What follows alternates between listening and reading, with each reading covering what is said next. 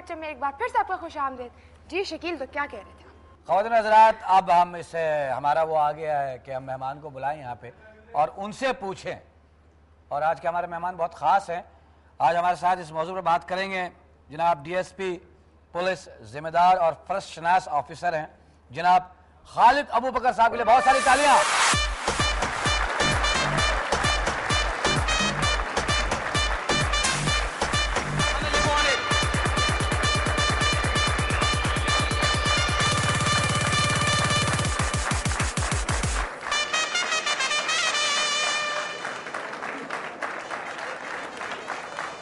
سر خوش آمدید. D S P صاحب آپ کا بہت شکریہ، آپ اس پروگرام میں آئے. آپ ڈی ایس پی ہیں. ویسے تو ہر گھر میں جتنے شوہر ہیں وہ تقریباً آئی جی ہیں، کیونکہ جب ان کی بیویاں بلاتی ہیں نا، بیویوں کو بلاتے ہیں نا بیگم، تو ایک آواز آتی ہے آئی جی، تو تقریباً سب آئی جی بن جاتے ہیں جتنے بھی خاوند ہیں. اس پر میں بھی عرض کروں گا، جب آپ شروع خوش آمدید آپ کے کو لیے اسی عنوان پر جیسے شکیل بھائی نے کہا ہے آئی جی پہ، ہاں آئی جی پہ، کہ بیگم ملی مجھے بڑی اچھی خدا گواہ، بیگم ملی مجھے بڑی اچھی خدا گواہ، جوڑی ہے خوب رب نے ہماری بنائی جی، جوڑی ہے خوب رب نے ہماری بنائی جی.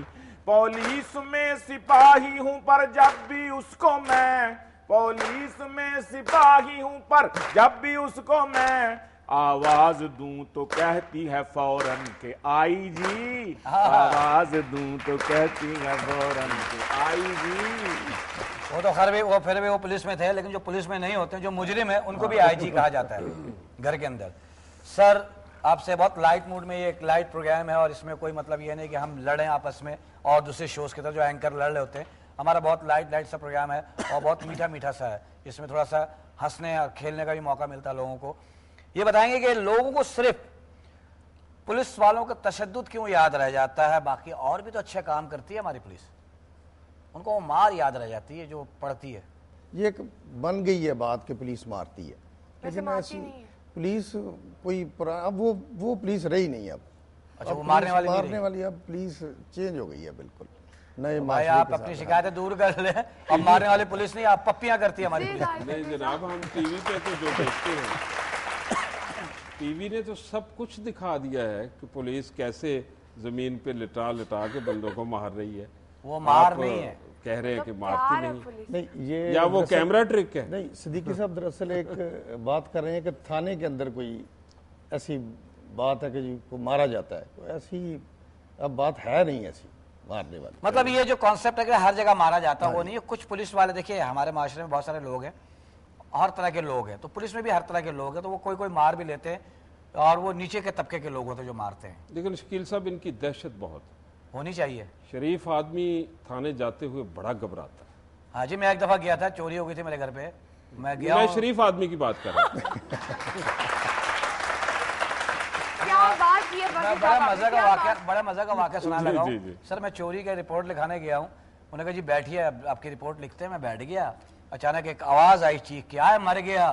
میں نے کہا سر یہ ڈاکو. کہتا نا جی ہمارے تھانے میں ڈاکو کا کیا کام؟ میں نے کہا چور ہے. نا جی کیا بات کر رہے، چور ہمارے تھانے میں کیا کرے گا؟ میں نے کہا اغوا برا تھا. بولے نہیں جی. بولے پھر؟ بولے اس کے گھر میں بھی چوری ہوئی تھی، ہم تفتیش کر رہے ہیں. یہ تو ایک مذاق تھا، مذاق میں ہی ساری بات کی جائے گی. خوف کے بارے میں ان سے سوال کروں گی سر. یہ جو اتنا خوف عوام میں پھیل گیا پولیس کا، عوام میں پولیس کے درمیان پائی جانے والی دوری کو کیسے ختم کیا جا سکتا ہے؟ یہ جو گیپ ہے جی ہاں جی، اس میں آج کل بڑا ہمارے آفیسر بھی کہہ رہے ہیں، پبلک ڈیمانڈ ہے یہ معاشرے کی، کمیونٹی پولیسنگ کو جو ہے وہ انٹروڈیوس کرایا جائے. اور انٹروڈیوس ہوئی ہے کمیونٹی پولیسنگ، جیسے شیئر کروانا تفتیش کے اندر پبلک کا، یا امن کمیٹیاں بنانا، یا محلے کی سطح پہ کوئی ایک محافظ کمیٹیاں بنانا، تاکہ عوام کے درمیان اور پولیس کے درمیان گیپ ختم ہو، وہ زیادہ سے زیادہ. بہت اچھی بات کی آپ نے، کیونکہ اب محلے کے لوگ ہی بتا سکیں گے کہ یہ بہتر آدمی ہے کہ نہیں ہے، تو اس سے تھوڑا سا جو دوری ہے نا وہ ختم ہو جائے گی اور تفتیش کرنے میں آسانی ہوگی. بالکل صحیح. کیا یہ کہیں گے کہیں لکھ دیا گیا ہے کہ بات صرف تشدد سے ہی منوائی جاتی ہے پولیس کی ریکارڈ میں؟ کہیں بھائی تشدد کرو گے تو مانیں گے؟ یہ نہیں، تشدد تفتیش تشدد کا نام نہیں ہے. تفتیش تو واقعات اور حالات کی چھان بین کا نام ہے، اس کو ویریفائی کرنے کا نام. کہ یہ جو بات کر رہا ہے ایک ایکیوزڈ آدمی ہے جو ملزم ہے، تو اس کی بات کو پرکھنا ہے. وہ ضروری نہیں کہ اس کے تشدد سے ہی، یہ تو ساری اس کے کراس کویسچن سے، کرائم سین سے، یہ کوئی تشدد والی تفتیش تشدد کا نام نہیں. وکیل صاحب یہ جو باتیں کر رہے ہیں ہمارے دوست، یہ کر رہے ہیں کتابی باتیں کہ ایسے ہونا چاہیے، ایسے ہوتا ہے، لیکن جو ہمارا تھانہ کلچر ہے اس کے بارے میں سارے جانتے ہیں کہ کس طرح تفتیش انہوں نے ہوتی کہا نا وہ پہلے تھے. نہیں، اب بھی ہیں. معاشرہ تو اسی طرح ہے. کرپشن تو ہر محکمے میں بڑی ہے تو پولیس میں بھی بڑی ہے.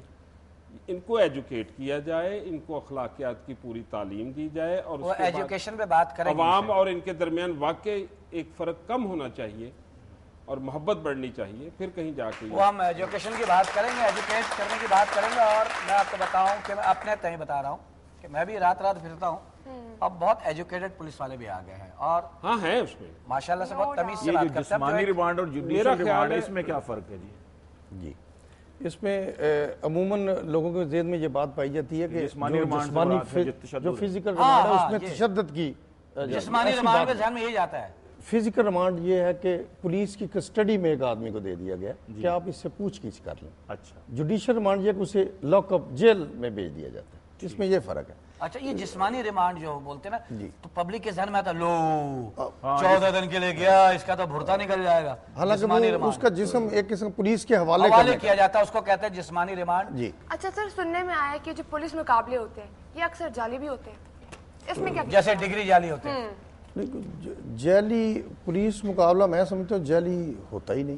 ہوتا ہی نہیں ہے. یہ تو ایک اگر کسی آپ نے کئی جگہ ریڈ کیا ہے کوئی ایک بہت ہینیس کرائم کا ایک میڈیا میں اتنا معاملہ کیوں مچ جاتا ہے؟ لوگ اس کے خاندان والے جاتے ہیں، جی وہ گھر پہ لیٹا ہوا تھا، اس کو اٹھا کے لے گئے، پھر اس کی لاش آئی. یہ تو پھر فخری صاحب والی بات صحیح ہوئی، کتابی باتیں.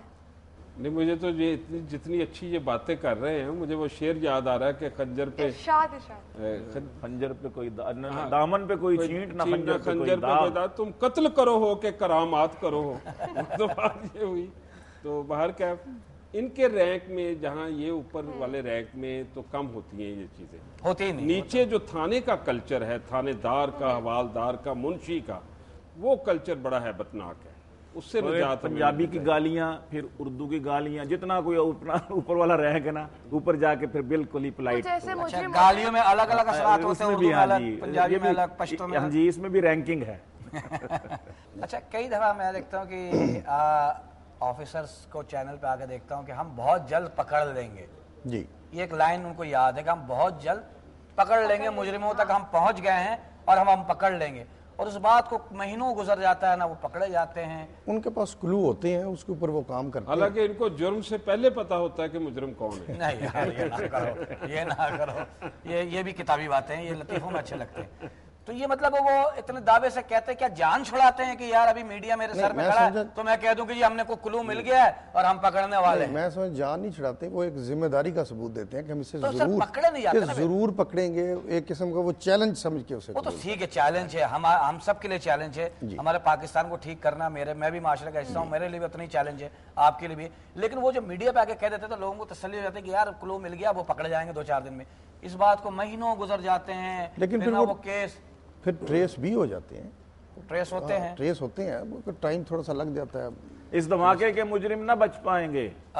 ہم اس دھماکے کے مجرم نہ بچ پائیں گے. اس دھماکے سے پورا وطن ہل گیا. کون تھا، کس نے بھیجا، بتائے گا خود. حملہ آور کا ہم کو ہے سر مل گیا. اچھے آفیسر میں، پولیس آفیسر میں کیا خوبیاں ہونی چاہیے آپ کی نظر میں؟ سب سے پہلے اسے جو ڈیمانڈ ہے پبلک کی، با اخلاق ہونا چاہیے. با اخلاق بہت ضروری ہے. سر جب وہ پولیس والے روکتے ہیں نا، اور جب کہتے ہیں اوئے تھلے اتر، آدمی وہیں سے مجرم لگنا شروع ہو جاتا ہے. وہ نماز پڑھ کے آ رہا ہوتا ہے، لیکن وہ کچھ نہیں بھی کیا ہوتا، اس کو لگتا ہے اس نے کچھ کیا. سر یہ ہماری مجبوری ہے، تھرڈ امپائر کے پاس جانا ضروری ہے. اگر اس نے کمرشل نہیں دکھایا تو ہم بے گھر ہو جائیں گے. تو آئیے چلتے تھرڈ امپائر کے پاس، اس کے بعد واپس سے بات کرتے ہیں.